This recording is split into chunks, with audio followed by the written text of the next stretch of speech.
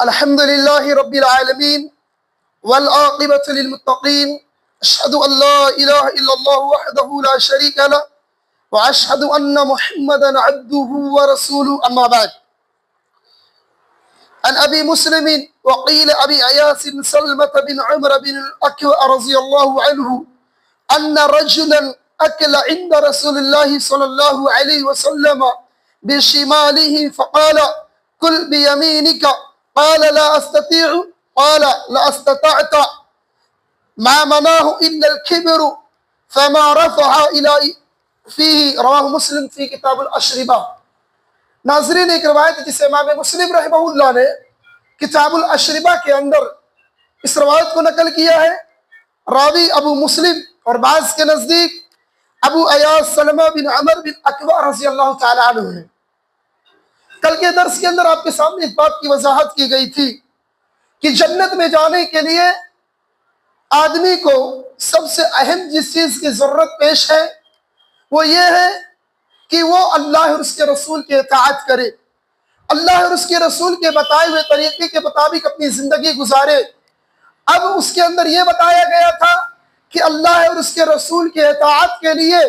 وہ صحابہ کرام کی زندگی کو دیکھے، صحابہ کرام کے طرز عمل کو دیکھے، سلف کی زندگی کو دیکھے،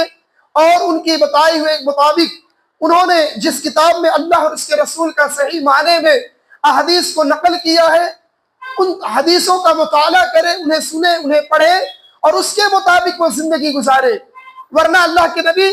اپنے صحابہ کے درمیان یہ کہتے ہیں کہ سب کے سب جنت میں جائیں گے سوائے اس کے جس نے میرا انکار کیا۔ تو انکار کرنے سے جو وہاں مراد ہے وہ اللہ کے رسول صلی اللہ علیہ وسلم کی شریعت سے انکار کرنا بھی ہو سکتا ہے، اور دوسرا مراد اللہ کے رسول صلی اللہ علیہ وسلم کی باتیں آپ تک پہنچ گئی، اس کے باوجود آپ اللہ کے رسول کی اطاعت سے انکار کر رہے ہو، اللہ اور اس کے رسول کے بتائے ہوئے طریقے کے مطابق نہ چلنے کے بجائے آپ خلاف ورزی کر رہے ہو۔ تو ایسی زندگی اگر ہم نے گزاری اللہ اور اس کے رسول کے طریقے کو چھوڑ کر تو ہماری زندگی دنیاوی طور پر تو ہو سکتا ہے کہ ہم کامیاب دکھتے ہو، لیکن آخرت میں سوائے جہنم کی کچھ ہمیں ملے گا نہیں۔ دیکھیے ایک روایت ہے، کہتے ہیں کہ ایک شخص نے رسول اللہ صلی اللہ علیہ وسلم کے پاس دائیں ہاتھ سے کھایا، آپ نے اسے فرمایا اپنے بائیں ہاتھ سے اس نے کھایا تو اللہ کے رسول صلی اللہ علیہ وسلم نے فرمایا اپنے داہنے ہاتھ سے کھاؤ۔ اس نے کہا اس کی میں طاقت نہیں رکھتا، آپ نے فرمایا اس کی طاقت نہ ہی رکھے، اس کو داہنے ہاتھ کے ساتھ کھانے سے صرف ما منعہ الا الکبر، اس کے تکبر نے اسے روک لیا، بس اس کے بعد اس نے اپنے داہنے ہاتھ کو اپنے منہ تک نہیں اٹھایا، یعنی اٹھانے کے قابل ہی نہیں رہا۔ ناظرین، اس روایت کے اندر بغیر عذر شرعی یعنی بغیر ایسی کوئی عذر جس کے بنا پر آدمی بائیں ہاتھ کا استعمال کر سکتا ہے، اگر کوئی عذر ہو اس کے پاس، اللہ نہ کرے کسی کا ہاتھ ٹوٹ جائے،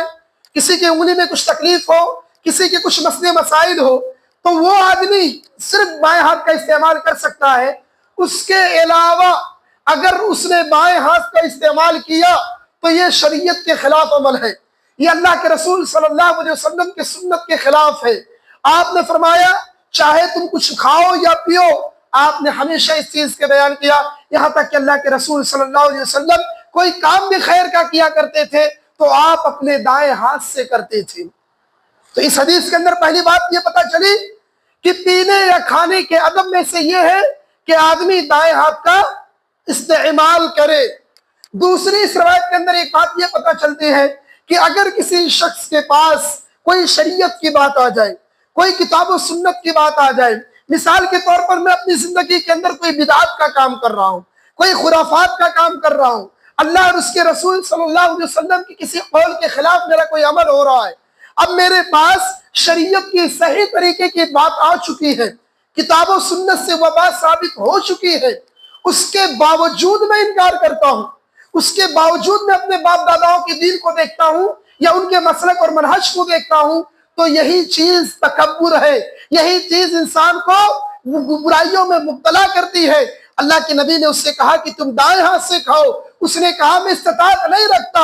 آپ نے کہا کہ یہ تکبر کی وجہ سے بولا تھا، تو آپ نے بھی کہا کہ تو استطاعت مت رکھ۔ حدیث کے اندر آتا ہے کہ وہ اس کی وفات تک اس کا دایاں ہاتھ اس کے منہ تک نہیں گیا۔ لہذا ناظرین، اگر ہمارے پاس شریعت کی باتیں آ جائیں، کتاب و سنت کی باتیں آ جائیں، فہم صحابہ کی باتیں آ جائیں، سلف کی باتیں آ جائیں، اور وہ کتاب و سنت سے ثابت ہو، تو ہمارا اول فریضہ بنتا ہے کہ ہم اپنے نفس کو نہ دیکھتے ہوئے شریعت کو دیکھیں، شریعت پر عمل کریں۔ اگر ہم ایسا نہیں کرتے ہیں تو یاد رکھ لینا یہ سنت کی مخالفت ہے، یہ شریعت کی مخالفت ہے، اور ایسا کرنے والا شخص اللہ کے ہاں بہت بڑا مجرم ٹھہرے گا، اور دنیا کے اندر جو بھی وہ کام کرے گا وہ بدعت ہوگا۔ اس کے لیے ہمارے لیے ضروری ہے کہ ہم شریعت کے مطابق کتاب و سنت پر عمل کریں، اس کے ذریعے سے سنت کی محافظت ہوگی۔ اللہ تعالیٰ سے دعا ہے کہ اے رب کریم ہمیں جب تک زندگی عطا فرما کتاب و سنت پر عمل کرنے کی توفیق عطا فرما، اللہ اور اس کے رسول کی باتوں کو